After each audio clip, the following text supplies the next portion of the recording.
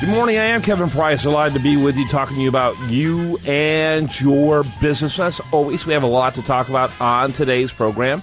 And I have my good friend Patrick McDonough on, and he's with a great company called Brightbox Online, brightboxonline.com, the fastest growing marketing company here in the city of Houston, and a firm that's growing in national importance as well. You've got a fascinating guest for us today. Why don't you just kind of tee us up with, first of all, a little more information about Brightbox, and then introduce your guest for us. Yeah, sure, absolutely. So Brightbox, we're Houston's fastest growing brand marketing firm, focused on gaining true ROI from your marketing program rather than just kind of mindless marketing activity. We lead our industry in proactive, result-oriented marketing, and you can visit us online at brightboxonline.com. Today's guest is kind of exciting. We have Lauren Driver. She's a senior account manager at Twitter.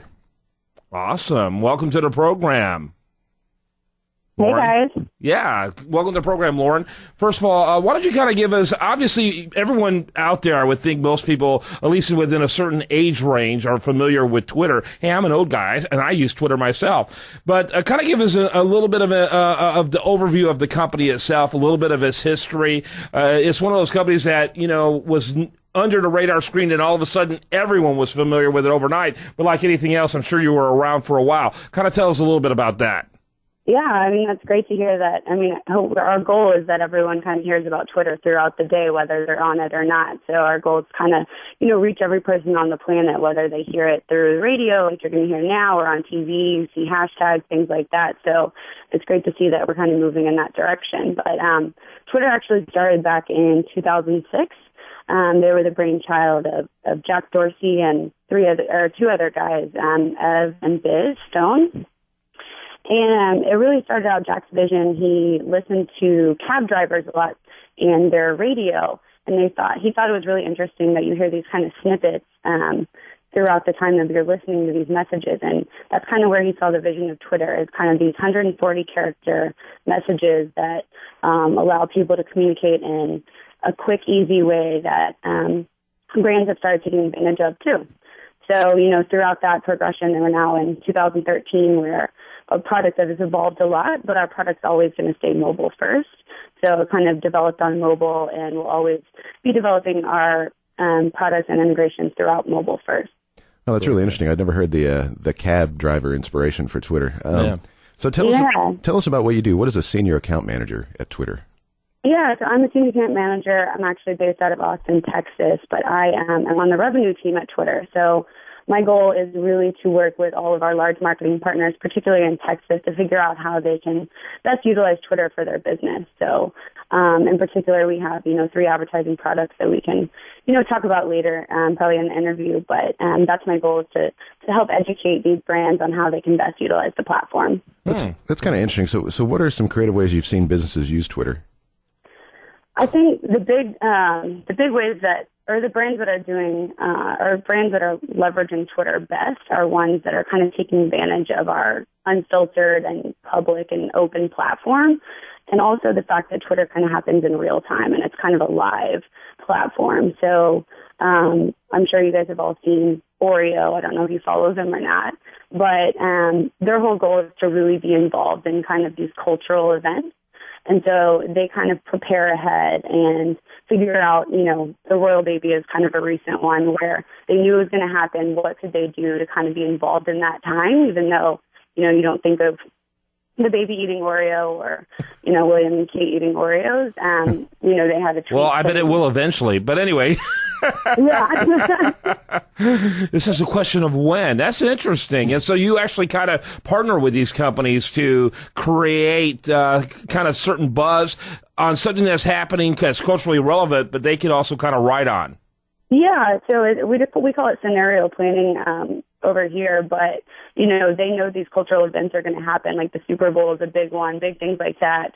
And they have a tweet, from July 22nd that says, prepare the royal bottle service. And they have, a bottle filled with milk with Oreo next to it. Says, long live the cream. So they're really quirky, really creative, and they've actually reported on seeing a lift in sales from their correlation with social. So. Yeah, that's great. One of the things that I like about Twitter is the kind of casual nature that businesses can communicate with their clients or audience, instead of just this kind of formal, business talk, can be very kind of tongue-in-cheek and friendly. Mm-hmm. Yeah, absolutely. And people want to hear from brands in that way. They don't want to hear from a stodgy, person behind a brand that doesn't sound like, me and you. Yeah. Hey, elaborate a little bit on scenario planning. What does that all entail in terms of the objectives, the logistics, those type of things? Yeah, so for scenario planning for us, we will work with a brand to figure out what are those key themes that throughout the year that they can be involved in, not just talking about themselves. So you take Oreo, for example. They're a fun, entertaining brand that's what they want to provide to their followers. So they're not just going to talk about themselves all the time. They're going to figure out, these other key themes that can be a part of their ongoing content. So for them, it's kind of like I mentioned, these kind of cultural events that happen, and we know they're going to happen. The football season's coming up. That they're going to have tailgates. That there's going to be a winner and loser of every game. So how can Oreo figure out kind of what angle they want to take into those events, where they can kind of own that scenario, basically. Absolutely. So, one question I think that businesses ask all the time is, how do they get more followers? What can businesses do to get more engagement and more people following their Twitter? Yeah, that's a good question. I think you do see that a lot. People who aren't really familiar with the platform, they just jump on and say, oh, this brand only has so many followers. But, obviously that's not only the key indicator that we want to see brands look at. We want to see them look at things like engagement too, and then in the end driving sales, obviously, for whatever their brand is. Mm-hmm. But to your point about followers, we do have a product that's dedicated to getting those followers for brands. So it's a product we call Promoted Accounts. So if you're on Twitter and you see kind of on your homepage, there's a section called Who to Follow. Typically, we have about 3 people listed there, and that top spot's usually reserved for a brand or advertiser. So you might see, Samsung Mobile up there. It says right underneath it, promoted by Samsung. So they're looking to gain followers in that way. So people can see that in their Who to Follow section, kind of click on it, get a sense of what their content's all about, and decide if they want to follow them or not. Yeah, unfortunately, this interview went in ridiculously fast, which means it was a great interview because I know I had a couple of things. I want to talk about how Twitter is going to save TV. I read that article, which I thought was fascinating, and I think it might be true. If nothing else, Twitter is going to greatly increase its brand until TV dies, at the very least. But I thought that was an interesting concept. In fact, I'm writing an article about that for the Huffington Post, but I'd love to get you on to talk about that sometime in the future. Plus, what Twitter's future efforts about growing its financial base. That's always been a question for people who have been watching Twitter as a brand, what that's being done. But you've done a great job, Lauren Driver. Thanks so much for being with us.